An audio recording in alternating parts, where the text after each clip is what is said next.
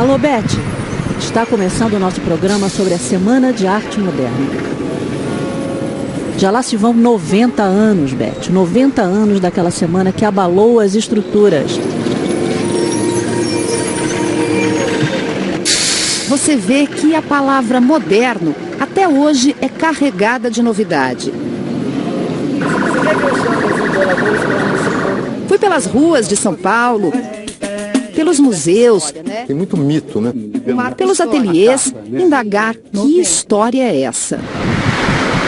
Eu aqui no Rio fui lá ver no Museu de Arte Moderna o que é ser moderno. E não é de hoje essa história. Moderno vem lá do latim moderno, dos tempos mais próximos de nós. Afinal, que palavra é essa, o moderno? Quando se criou essa ideia do moderno, é uma ideia de futuro. Fomos ouvir o Lívio nas ruas de São Paulo. É daqui que ele extrai os ruídos, os sons, a matéria-prima para a música dele. Essa ideia é filha daqueles modernos lá de trás. É que a Semana de Arte Moderna não terminou. Foi assim que Marcos batizou seu livro e foi à luta em muita pesquisa para trazer o novo da Semana Moderna. Depois de alguns minutos, isso se deu. Nuno, desculpe a intimidade, mas nós convidamos você porque o seu talento tem uma modernidade de muito charme.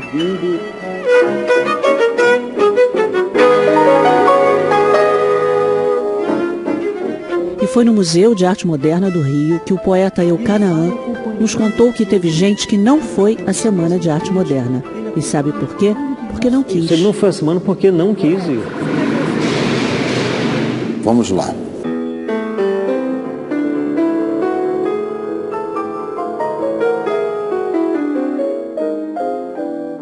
Entrando no luxuoso saguão do Teatro Municipal de São Paulo, o visitante dava logo de cara com 20 trabalhos de Anita Malfatti. Sem dúvida, foi a artista plástica que participou da Semana de Arte Moderna mais expressiva.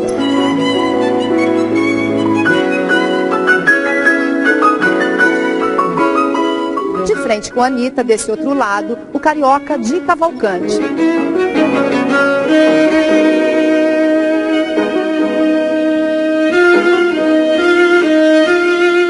Mais ao fundo, ao lado da escada, aquele que viria a ser chamado de o Rodin brasileiro.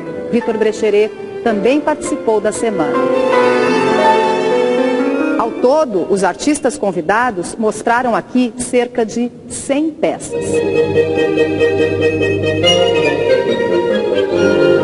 Lá dentro da sala de concertos, mais novas experiências. Com a música, como o maestro Villa-Lobos, por exemplo, textos e poemas de Mário, Oswald de Andrade, Menotti Delpicchia, enfim. A Semana de Arte Moderna de 1922 foi tão intensa que se concretizou não em 7, mas em apenas 3 dias. E a semana era bem São Paulo provinciana ainda, né? 1922... A semana, ela teve essa característica, ela pegou e atualizou, vamos dizer, entre aspas, a cultura da cidade, só que ainda dentro de um contexto muito provinciano. Que o novo é difícil, isso é óbvio, o novo é muito difícil, o novo é quase que impossível. Então, por isso as reações tão fortes da Semana de 22 ao que aconteceu ali. Porque os literatos eram, na maioria, sobretudo daqueles que tomavam parte da Semana da Arte Moderna, homens de posses. Depois, Valdo de Andrade era muito rico, né? Vamos fazer só dos moços. O Mário de Andrade pertencia a uma família, né, de dinheiro, era um professor. O Menotti Delpicchia era redator-chefe do jornal, né? Outros, o Guilherme de Almeida, esse sempre foi burocrata, ele era secretário da Escola Normal, né? Os pintores eram, o João Graz era um pintor suíço e tinha uma casa de decoração. O Brecheret era de uma família abastada. A Anita Malfatti também era abastada. Na verdade, a semana foram noites no Teatro Municipal, que era o centro nervoso cultural da cidade, onde as pessoas se identificavam, vinham as companhias italianas de ópera. Essa conjunção de identidade, a Semana de 22 veio e criou uma ruptura. O que eles quiseram e fizeram foi atualizar a arte, né? Isso está lá isso era dito por eles, né? Pelo Oswaldo. Acertar o relógio da arte brasileira. Estavam atrasados, era só acertar, era mexer no ponteiro. A gente está num tempo novo, a cidade tem personagens novos, a indústria está chegando, a ideia da metrópole de uma cidade em que a identidade se desaparece no anonimato. Todas essas informações vieram através desses artistas, concentradas naqueles dias. A semana de 22, ela vem, 12, 20, 34 anos depois da abolição da escravidão, não é? A cidade de São Paulo, ela tinha uma população em 22 que era metade da população do Rio de Janeiro.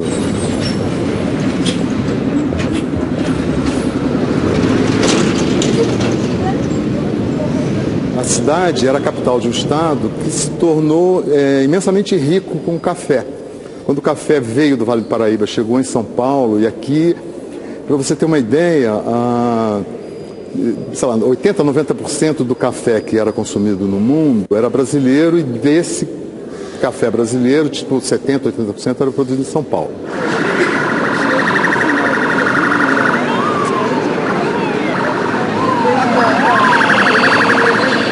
As memórias do dia, ele fala do terremoto. Não sei o que ele fala do terremoto. Aí você vai ver nos jornais, foi capa da Folha da Noite, que era a Folha de São Paulo da época, tinha sido recém-inaugurado e tal, era um vespertino, saía na parte da tarde, né, o jornal. E o terremoto foi na madrugada, de 27 de janeiro. Então já era assim, terremoto, na primeira página, entendeu? Tremeu tudo, cachorros latiram, pessoas saíram no meio da rua. Aí o Di conta. E essa metáfora do terremoto estético para a semana foi usada. Eles tiraram partido, claro, aproveitaram o embalo, falaram, não, e agora, porque foi 27 de janeiro, a semana foi 13 de fevereiro.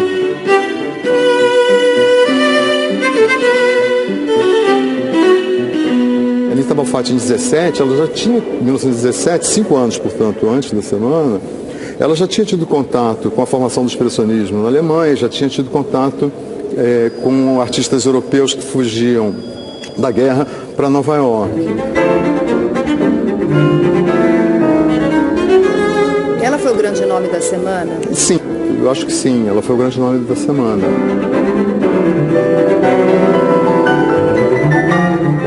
O Lobato foi um personagem fundamental, embora ele tenha detonado a Anita Malfatti nessa exposição de 1917. Mas ele fez uma crítica muito dura à exposição da Anita Malfatti. Muito dura porque ele considerava que a pintura que ela mostrou, que era uma pintura marcada pelo expressionismo, uma pintura moderna que deformava, que não era mais uma pintura que se guiava só pelo retrato fiel, enfim, da realidade, a ilusão de um retrato fiel da realidade. Então a semana não é que ali, tem um amigo, um grande crítico e, enfim, curador, Paulo Sérgio Duarte, que ele fala... Bom, o Brasil é o único lugar do mundo que tem data e hora marcada e lugar para nascer o moderno, o modernismo. Né? Foi em São Paulo, em 1922, meio ridicularizando essa ideia, que de fato, mas... as coisas... a semana foi um marco, de fato. Ela foi feita para ser um marco. Quem inventou, afinal, a semana? De quem é o crédito? Olha, de Cavalcante. Para mim, a Semana de Arte Moderna, a importância capital, a grande importância, ou a única importância da Semana de Arte Moderna, foi ter encontrado o seu momento, ter surgido num momento que estava esperando uma transformação. Essa transformação partiu, talvez involuntariamente, do nosso grupo.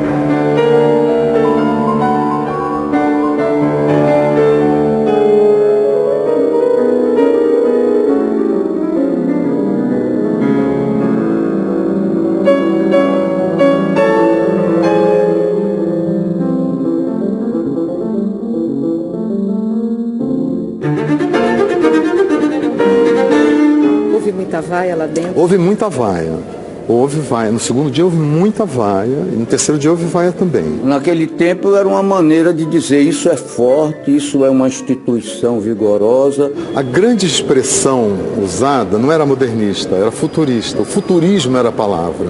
por causa do movimento futurista italiano, do Marinetti, e é uma palavra que incendeia a imaginação das pessoas. Naquele momento, futurismo. Até hoje, a literatura tem exaltado a imobilidade pensativa, o êxtase e o sono. Queremos exaltar o movimento agressivo, a insônia febril, a velocidade, o salto mortal, a bufetada e o murro. O mundo estava mudando, a técnica mudando, né, a tecnologia, tudo, enfim, um processo acelerado de transformação. Então, o futurismo era o que chamava a atenção de todos. A semana começou a ser chamada de Semana Futurista. O recibo do aluguel do teatro vem aluguel para o espetáculo chamado Semana Futurista, blá blá blá. A vaia fazia parte do futurismo, era parte do futurismo. O Marinetti, então as pessoas sabiam disso. Então era quase que com um acordo tácito. Para ter a vaia não precisava muito, era só. E parece que esse estalo foi um pouco provocado. Tinha uns caras que foram contratados, não contratados a dinheiro, mas combinados de puxar a vaia. O modernismo levou o espírito dos intelectuais brasileiros a uma atitude crítica em relação ao seu próprio país e a possibilidade de uma criação muito mais rica e muito mais aberta para a vida moderna, porque uma criação baseada não nos padrões cristalizados de uma arte permanente e eterna, mas nos padrões condizentes com o nosso tempo, isto é, um tempo baseado no provisório. Lá vai uma barquinha carregada de bacharéis. Lá vai uma barquinha carregada de cruzes de Cristo. Lá vai uma barquinha carregada de donatários. Lá vai uma barquinha carregada de espanhóis, pega a prenda, prende os espanhóis. Lá vai uma barquinha carregada de filibusteiros. Lá vai uma barquinha carregada de governadores. Lá vai uma barquinha carregada de holandeses.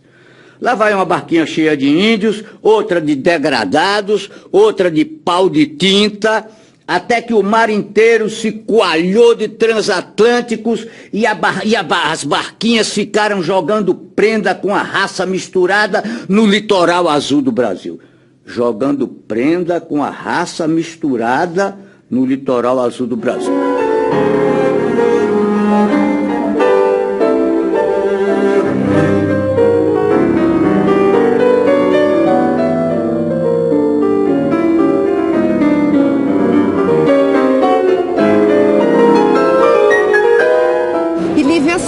música que a gente ouve na semana, de Villa-Lobos, basicamente, né? A Villa-Lobos estava pronto, na verdade, quando ele se apresentou aqui, né? Ele já era maduro, né? Já era maduro, mas ele era um desconhecido para São Paulo ainda. Ele ainda estava restrito ao Rio de Janeiro. Tanto que os jornais da época relatam, nós vamos ter oportunidade de conhecer o compositor célebre já no Rio de Janeiro, Villa-Lobos. Né? E tem, a semana teve uma conjunção de fatores interessantes, porque além do Villa-Lobos trazer peças que eram peças novas, radicais para a época, teve uma coisa pitoresca, que ele teve um problema no pé, e ele teve que entrar com o pé enfaixado. Isso, para os padrões da época, entrar num palco do Teatro Municipal de pé enfaixado era quase como hoje, nem hoje é isso, é mais entrar pelado num palco, já é uma coisa normal. Quer dizer, mas na época era uma aberração.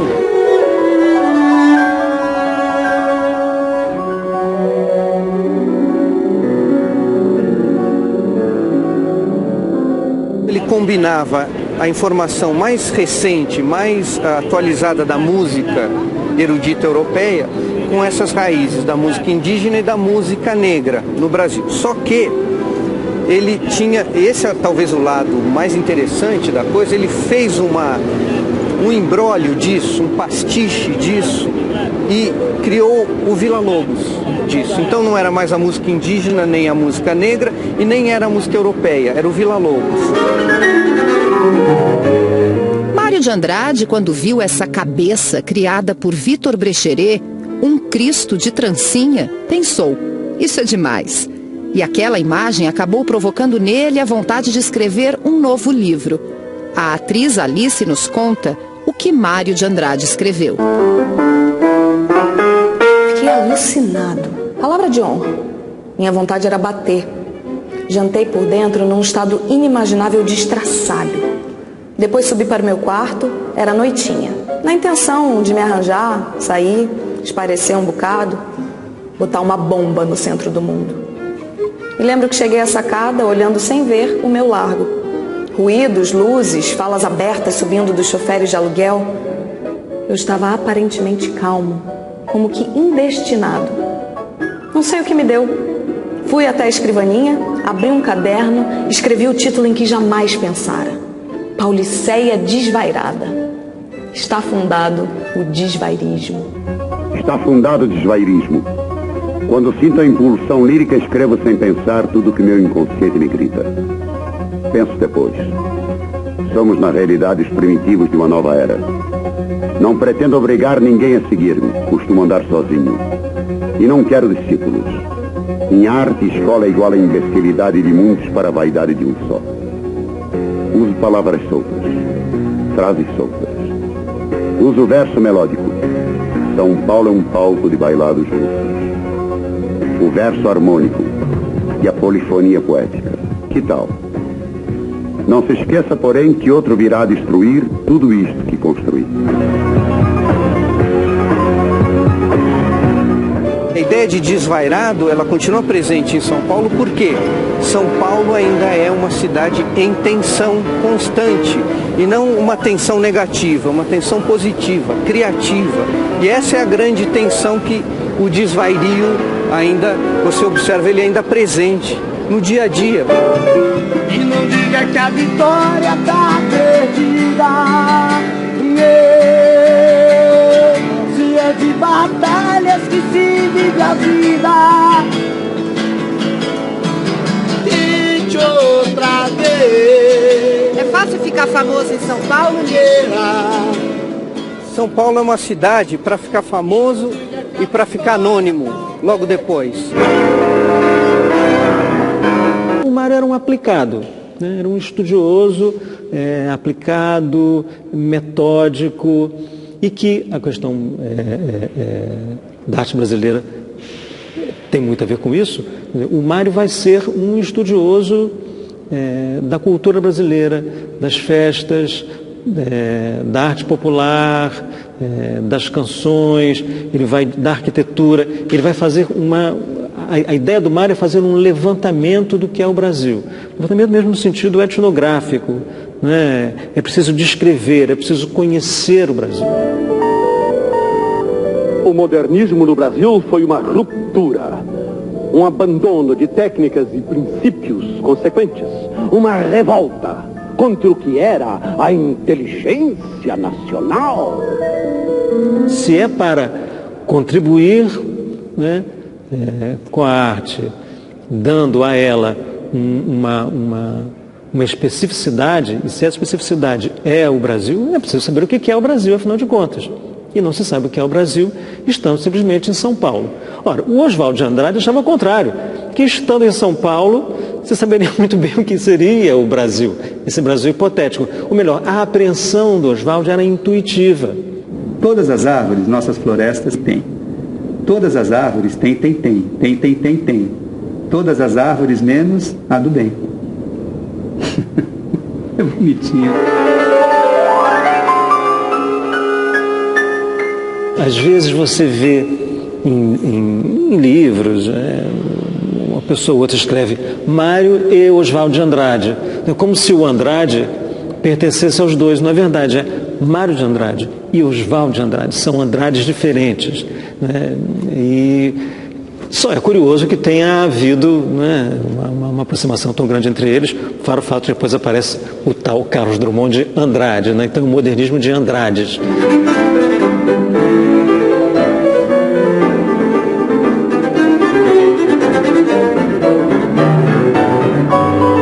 Anedota da Bulgária, ou anedota búlgara. Era uma vez um czar naturalista que caçava homens. Quando lhe disseram que também se caçam borboletas e andorinhas, ele ficou muito espantado e achou uma barbaridade. Drummond não participou, ele está completamente fora, ele vai conhecer o pessoal da semana depois. Agora, é curioso, porque o Drummond se consagra como um chamado modernista de 1930. Ele próprio, Drummond, se autonomeia assim em alguns momentos. Isso não é exatamente verdade, porque 30 é porque ele publica em 30 o primeiro livro, que é alguma poesia. Mas o Drummond, em 22, já faz a resenha do primeiro livro do Oswald de Andrade, Os Condenados, romance. E ele vai acompanhando tudo que vai acontecendo nos anos 20, ele acompanha, e mais do que isso, ele em 23, ele já escreve, por exemplo, Nota Social, que é um poema que ele vai usar em 30. O Mário vai dar sugestões ali, e ele vai assimilar sugestões do Mário, mas é um poema escrito em 23. Em 24, ele já está publicando No Meio do Caminho.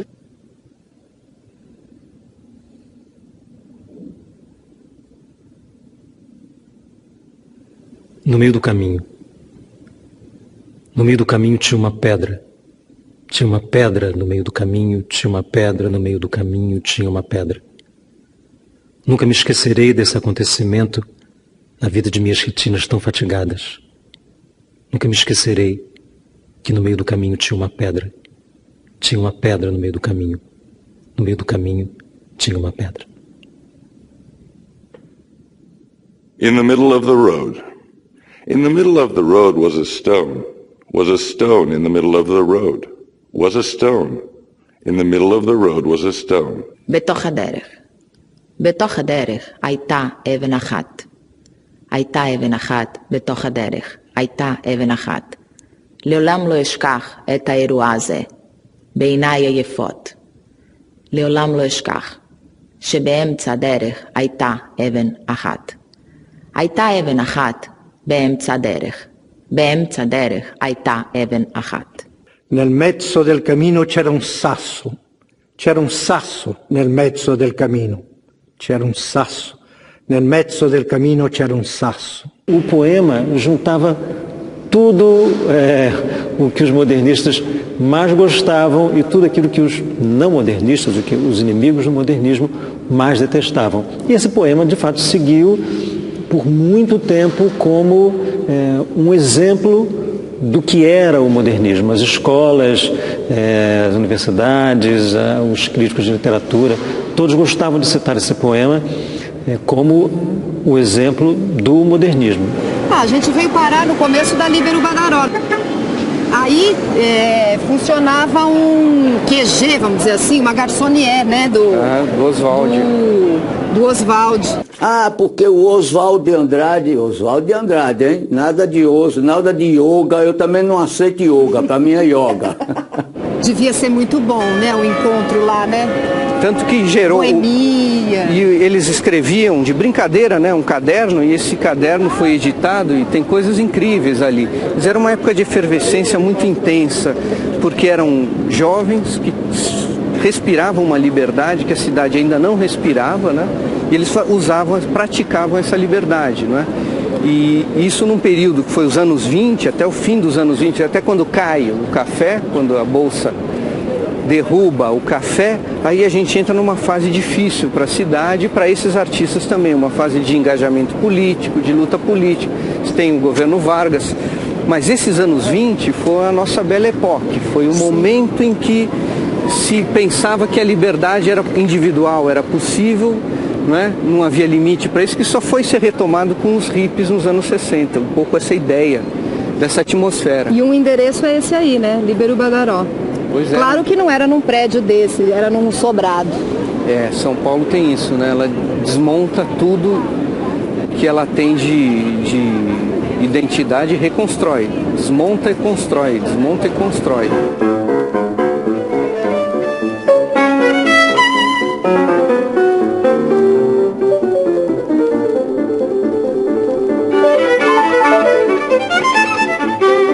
A história do Bandeira é muito curiosa. É isso, ele não foi a semana porque não quis ir. Né? Disse, eu não vou, as palavras foram mais ou menos essas, eu não vou porque eu tenho um apreço pela tradição, pelos parnasianos, pelos simbolistas, e não querem brigar com a gente, que eu respeito, que eu admiro. É bacana isso, né? Mas o que é incrível é que o Bandeira se transforma numa figura central da semana de 22 sem ter ido à semana, né? Por quê? Bem, ele manda, ou autoriza, pelo menos, que seja feita a leitura do poema Os Sapos, né? Que encantou todos os modernistas de cara, né? Porque era um poema onde ele fazia uma grande gozação com os parnasianos. Ora, mas esse é um poema neossimbolista. Inclusive, Sapo era o modernismo. Não, os simbolistas eram bem chegados ao Sapo, né? Mas, resultado, o poema faz um grande sucesso, ele é o grande escândalo da Semana de Arte Moderna, né? Se a gente fosse pensar hoje, né, tanto tempo depois, na verdade, pouco tempo depois, num poema que foi a pedra de toque dessa semana, esse poema, não há dúvida, é Os Sapos, do Manuel Bandeira. Lá, fugido ao mundo, sem glória, sem fé, no peral profundo e solitário que soluças tu, transido de frio, sapo cururu da beira do rio. Manuel se dizia o sapo cururu. Tem algumas coisas que a gente toma como verdades absolutas e não são, né? A semana não foi de uma semana, foram 3 dias. E a Tarsila não participou. A Tarsila não participou, né? É engraçado que eu fui ouvir depoimentos, né, dos veteranos do modernismo, em 1971, com vistas ao 50º da semana. O Museu de Imagem do Som de São Paulo gravou depoimentos deles, né? Então tem o Di falando, tem Menotti, tem a Tarsila, Guilmar Novaes, é muito interessante eu ouvir. E a Tarsila fala, eu não gostaria de dizer que eu não participei da semana. Toda a gente dizia que eu fiz parte da Semana de Arte Moderna, que é um título também, não é? Uma coisa, mas não. Eu recebi em Paris uma carta da Anita Malfatti falando sobre a semana. Então ela descrevia aquelas coisas todas, Monteiro Lobato, e afinal ela foi muito atacada por Monteiro Lobato. Mas não fiz parte da Semana de Arte Moderna. Eu cheguei 3 meses em junho de 1922. Ela volta logo depois da semana e se junta a esse grupo dos 5, que era Tarsila, Mário, Oswaldo, Menotti e Anita. Tem até um desenho muito bonito da Anita numa das farras do grupo dos 5, tá ela deitada no sofá, o Oswaldo e o Menotti já no chão, meio bebuns, né, obviamente, e o Mário e a Tarsila no piano, assim, todos animados e tal. Abá, que quer dizer homem. Depois Poru, que come carne humana. Uma cabecinha muito pequenina, braços finos apoiados no joelho e aquelas pernas compridas.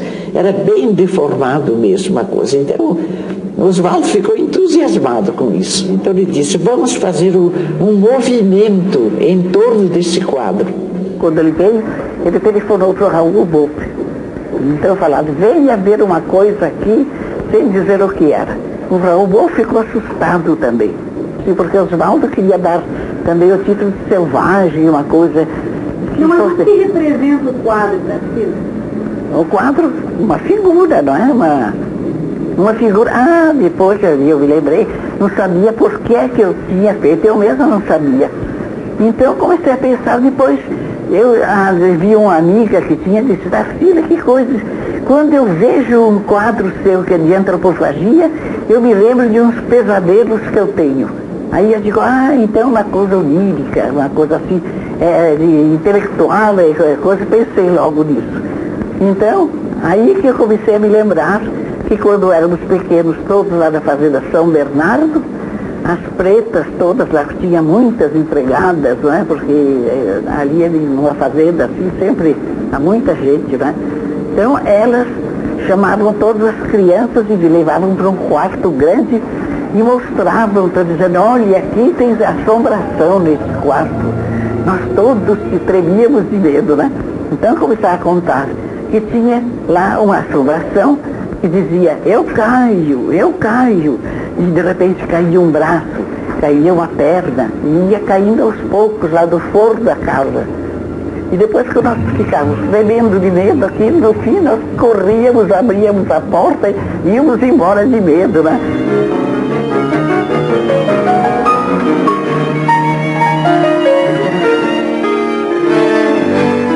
Eu acho a Tarsila uma mulher de gênio, né, que realmente teve 2 saques, 2 butades sensacionais, que é aquela coisa antropofágica, né, a negra.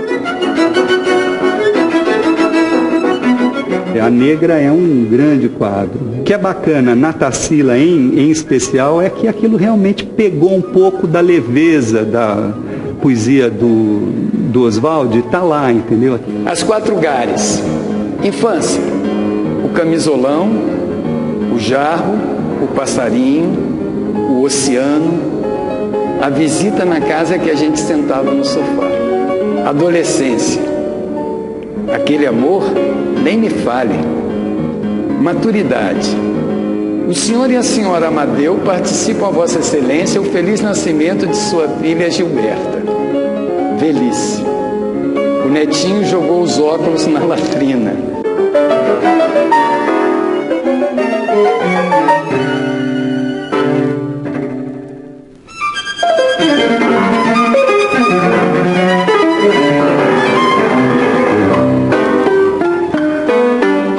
Só a antropofagia nos une socialmente, economicamente, filosoficamente. Eu acho que o Oswald teve um grande saque com a questão da antropofagia, né?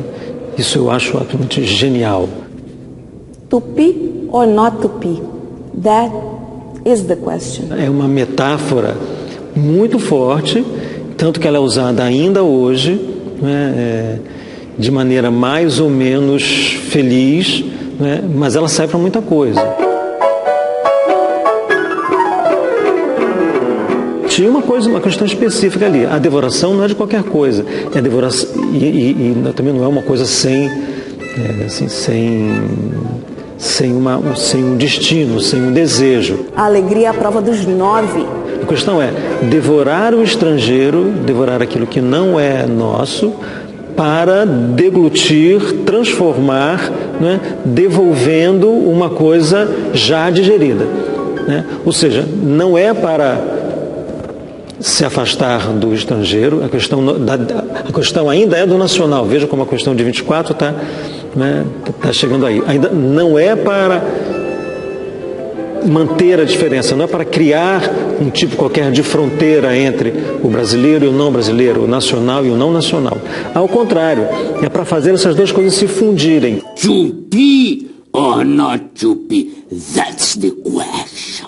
É maravilha. É Tupi or not Tupi? That's the question. 1928. Basta você ter feito isso para encerrar sua vida com grande glória. E pior é que depois disso ele fez muito mais, sim. né? A Neuza me chamou a atenção. Se a pessoa quiser ser bem-sucedida em poesia, é interessante botar o nome de Andrade. Porque teve Oswald de Andrade, o outro Andrade, Mário de Andrade, Sozandrade, Drummond de Andrade. Ele tinha, mesmo no meio cultural, uma função muito importante, que era chacoalhar o mofo. Eu sou redondo, eu sou uma redondilha das mulheres que beijei. Minha caveira rirá, pensando na redondilha.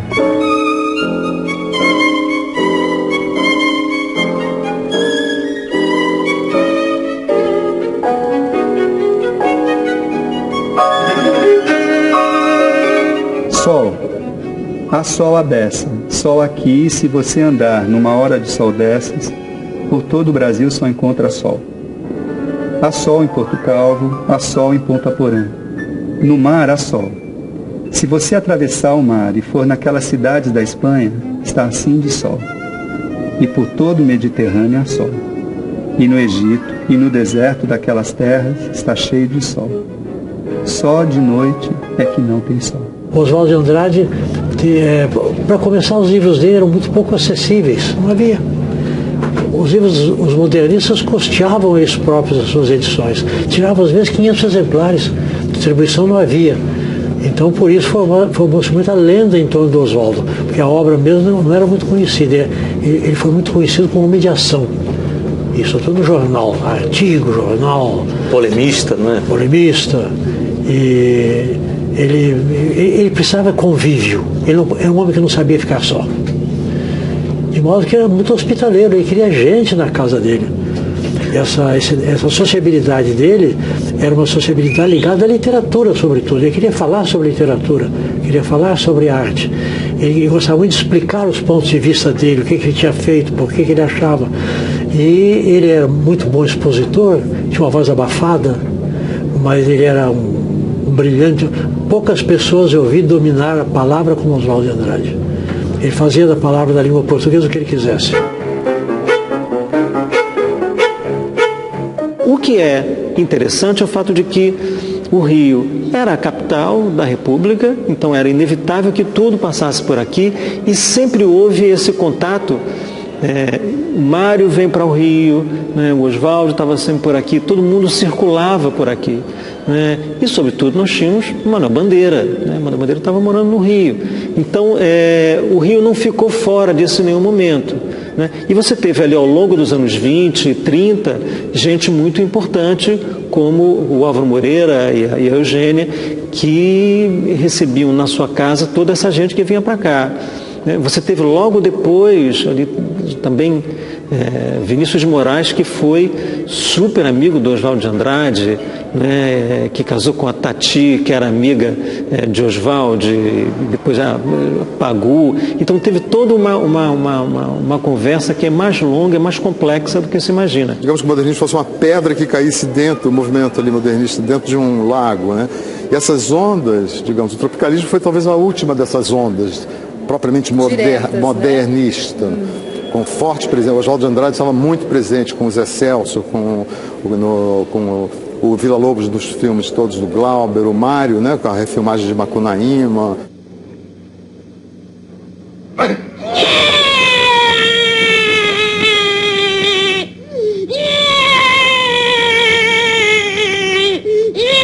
Pronto, nasceu.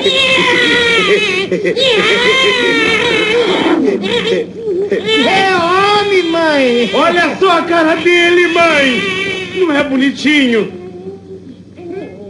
Poxa, que menino feio, danado! Macunaíma é a história de um brasileiro que foi comido pelo Brasil. E um herói que acaba comido, acaba derrotado, não é um herói moderno. Uma das características do herói moderno é a vitória.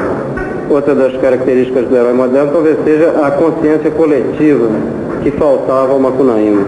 Macunaíma disputa, as suas lutas são sempre individualistas, ele não tem consciência coletiva, não tem consciência política em consequência. Você não fala, menino? Ai, que preguiça.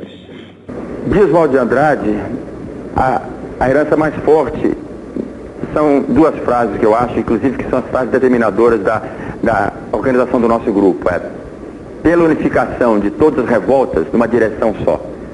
Pela contribuição milionária de todos os erros. Isto é uma salada antropofágica, uma mistura de todos os erros desse país que recebeu demais e filtrou muito mal seu pensamento, mas enfim, a contribuição de tudo para uma grande síntese transformadora. Ora, quando o tropicalismo, tanto tempo depois, recupera a questão da antropofagia, é sensacional porque é um outro momento histórico. A questão agora não é mais a alta literatura, mas é a comunicação de massa, é a arte de massa. Né? Você está fazendo ali canção popular. Né? Então, você tem um outro ambiente, mas ainda está em questão a tecnologia, o industrial, o comércio, a alta arte, o baixo consumo, quer dizer, tem alto, baixo, todas há uma dinâmica muito forte acontecendo ali. E, sobretudo, tem uma questão nacionalista muito forte naquele momento, né? Porque tem questões políticas muito fortes também. Ora, os tropicalistas, e aí, é claro, é chave a figura do Caetano, né? Os tropicalistas entendem que a metáfora do Oswald é ainda muito pertinente, né? A ideia, o mecanismo de devorar o estrangeiro, né? Assimilar, digerir, né? E devolver para o mundo, devolver para a sociedade uma coisa de fato transformada, sem diferenças superficiais, mas mantendo de fato uma tensão entre aquilo que de fato entre aquilo que vale a pena manter como choque, mas sobretudo fazendo com que uma coisa absorva a outra. Oswald era um autor muito abandonado na escola, não era. O Mário de Andrade era respeitado, falava-se, mostrava-se e era mencionado, mas o Oswald era assim, foi datado, já foi uma figura meio excêntrica assim do movimento modernista, mas nunca eu tive um professor ou uma pessoa mais velha, amiga, que dissesse Oswald de Andrade é maravilhoso, entendeu? Tive um colega, Vanderlino, no curso clássico, que me disse: você devia ler Oswald de Andrade, que você acha que ia gostar. Mas isso entrou por um ouvido e saiu pelo outro. Foi o Augusto de Campos, que logo ao ouvir Alegria, Alegria e tal, ele me procurou e não só me mostrou o trabalho que eles faziam, os Poetas Concretos de São Paulo, e me apresentou ao Haroldo de Campos, que é irmão dele, e ao Décio Pignatari, como me mostrou o trabalho do Oswald de Andrade, me chamou a atenção para isso, né? E concomitantemente estava sendo encenado em São Paulo pelo José Celso, o Rei da Vela, do Oswald de Andrade. Heloísa será sempre de Abelardo. É claro. Pela primeira vez, o Oswald de Andrade escreveu nos anos 30 a peça e nunca tinha sido montada no Brasil. O teatro brasileiro desprezou aquela peça. E em 1967, o Zé Celso resolveu montar essa peça. E quando eu vi a estreia da peça, puxa, é tudo que tem no meu disco, é a mesma visão, a mesma tipo de acercamento das coisas. Sobre a cabeça os aviões, sob os meus pés os caminhões, aponta contra os chapadões meu nariz. Eu organizo o movimento, eu oriento o carnaval, eu inauguro o monumento no Planalto Central do país. Viva a bossa, sa, sa, viva a palhoça, sa, sa, sa, sa. Viva a bossa, sa, sa, viva a palhoça, sa, sa, sa, sa.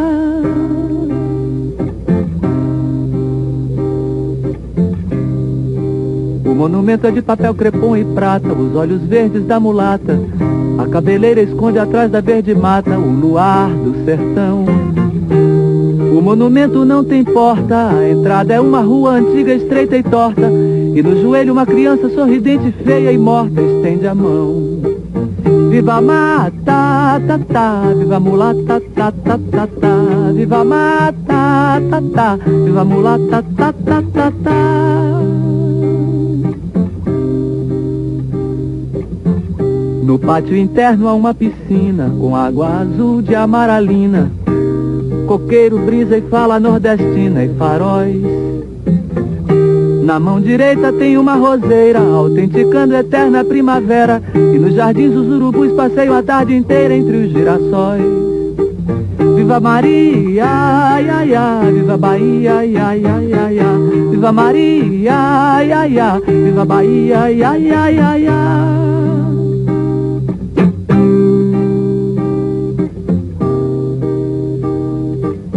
No pulso esquerdo, bang, bang, em suas veias corre muito pouco sangue, mas seu coração balança um samba de tamborim. emite acordes dissonantes pelos 5.000 alto-falantes. Senhoras e senhores, ele põe os olhos grandes sobre mim. Viva Iracema, mamá, viva Ipanema, mamá, mamá. Viva Iracema, mamá, viva Ipanema, mamá, mamá. Domingo é o fino da bossa, segunda-feira está na fossa, terça-feira vai à roça, porém o monumento é bem moderno, não disse nada do modelo do meu terno, que tudo mais vá pro inferno, meu bem, que tudo mais vá pro inferno, meu bem. Viva a banda, da, da, Carmen Miranda, da, da, da, da. Viva a banda, da, da, Carmen Miranda, da, da, da, da.